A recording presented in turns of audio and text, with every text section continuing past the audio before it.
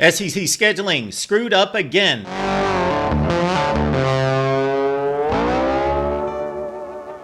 Welcome to the Voice of College Football for the best in discussion, debate, and analysis based on your participation. I was going to say my knowledge, but your participation as well right here at the Voice of College Football. Please like the video and subscribe. All right. The SEC has been the most successful conference on just about every front, including what counts on the field, winning the most games, the biggest games, the championships. However, the one thing that the SEC, with all of its success, not just on the field in regards to being the standard in college football, the visionary in college football for decades, first conference championship game, the SEC. And in so many ways, the SEC has been out in front of the other conferences. But when it comes to scheduling, the SEC has been just as bad as everyone else and possibly worse. The Amazon link's in the description section of all the videos. When you shop on Amazon, please use the link that we provide. Same exact shopping experience. Doesn't cost you a penny. SEC scheduling's been flawed, at least going back to 1992 when they added South Carolina and Arkansas. That was when they split into two 6-team divisions. And they came up with this ridiculous notion of course, everyone within one division plays each other. So you're playing the other 6 or 7 teams. Of course, they expanded again in 2012 with Texas A&M and Missouri. But then you're going to have a designated rival in the other division, which guaranteed that the Alabama-Tennessee series would continue. Makes total sense. Georgia-Auburn, the Deep South's oldest rivalry, continued to be played. Thumbs up, got to play that game.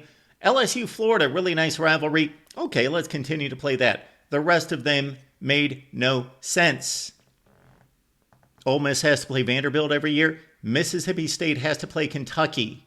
Well, you've got to have, if you've got one designated rival in the opposite division for everyone, you've got to have another one for everybody else. Everybody has to have one. Why? Build the schedule around it. Guarantee the Alabama, Tennessee, and Auburn, Georgia games. The rest of them are not needed. When South Carolina and then Texas A&M joined the SEC, they put South Carolina and Texas A&M together as rivals that had to play every season. I cannot think of two schools in the SEC that had less to do with one another than Texas A&M and South Carolina. But they played every year, while Texas A&M played Georgia every 7 years. No sense. SEC, you could have done that much better.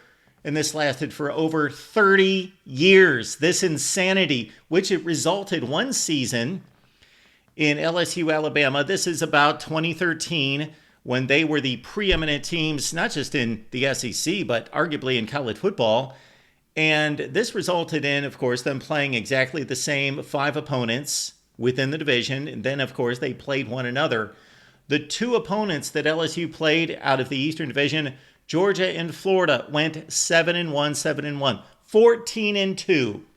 The 2 opponents that Alabama played, Tennessee and Vanderbilt, or Tennessee and Kentucky that year, 1-7, 1-7.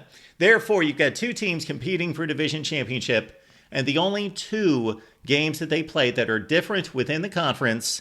One team has to play 2 teams that went 14-2. The other team has to play 2 teams that went 2-14. That's fair. That's idiotic. You don't have to have a protected game against everyone in the other division. It made no sense. Schedule around it. It's easy to do. I've laid out the format, so I'm not just up here babbling and talking and ranting about this. We've actually gone through the exercise and done it for the SEC. Maybe they could have hired me at some point.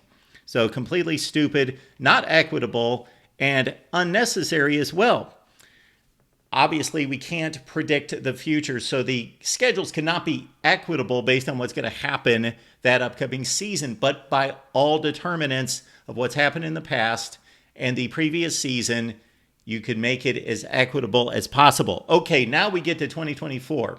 The SEC was wrestling for schedules for a number of months and a couple of years, actually, with Oklahoma and Texas on board.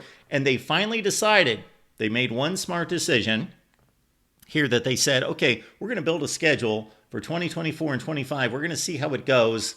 We're not going to lock in on this, and then we possibly will adapt past that. And they came up with the 1+7 model, where they have one permanent opponent for everyone in the SEC, Alabama, Tennessee, Alabama, Auburn, actually, and then you flip-flop the other 7 in regards to the model of playing half the teams and then playing them again. So you play them home and away during those 2 years. Then they're going to reassess after 2025. They'll want to keep some other series going. Obviously, the likes of Georgia, they have to play a number of teams each season, not just Florida, but also Auburn. Also, you would think Tennessee. There are no teams in this conference that have eyes on them like Oklahoma and Texas. How are they going to adjust? How are they going to find their new conference in regards to their level of play and what they've been accustomed to in now getting into the meat grinder, the gauntlet of the SEC? Well, one of them is playing a gauntlet and the other is not.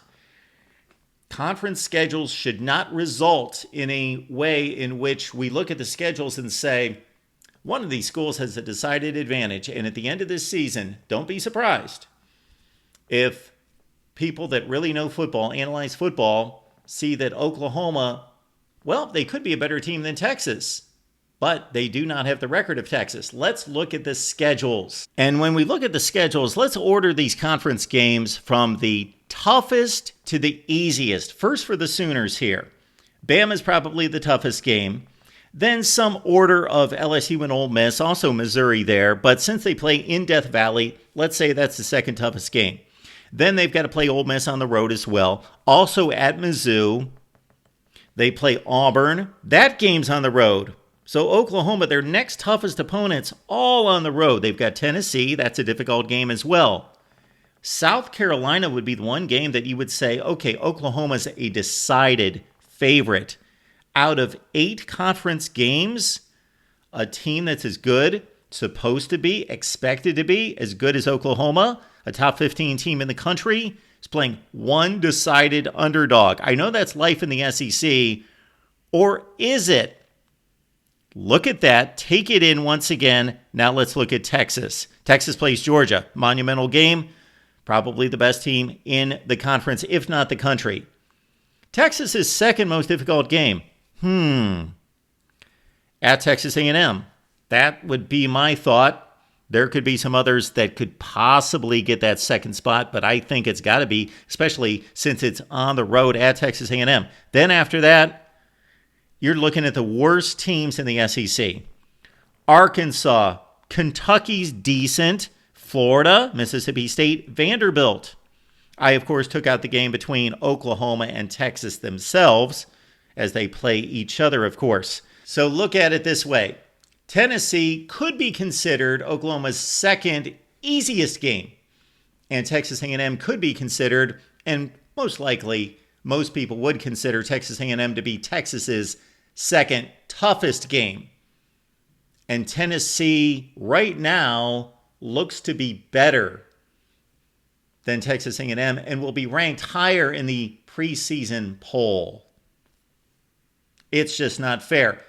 If that doesn't convince you, let's look at these numbers. Oklahoma's opponents in the SEC in 2024, 64-27 in the conference. That's a better than 70%, and that's if you take out the game that they play against Texas. Put the Texas game in there, 76-29, a 724 winning percentage. Texas's opponents outside of the Oklahoma game, 42-45, 22 games worse. Oklahoma taking on teams in total that have won over 72% of their games in 2023 in the SEC versus Texas's opponents minus Oklahoma 42-45 plus Oklahoma 52-48. Or how about these numbers? This really sizes it up.